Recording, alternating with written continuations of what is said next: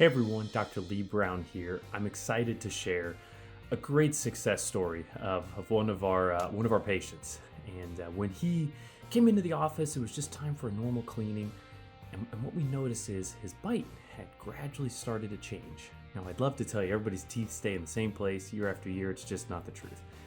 But as his teeth were changing positions, it wasn't the aesthetics that caught his eye or even our eye. It was the way the teeth were now contacting was causing mobile teeth, quite literally teeth that move. We don't want that unless it's intentional and we're using that to get teeth in a better position. But anyway, in this case, we didn't want it. The lower front teeth were moving around. So we identified the issue and we talked about, instead of waiting for something worse to happen, let's get out in front of it. Let's reposition the teeth properly so that they're stronger and they last longer and we avoid future issues that nobody wants to deal with.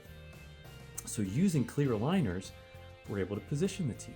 We're able to make the bite stronger, the teeth stronger. Oh, and by the way, we close the space as well.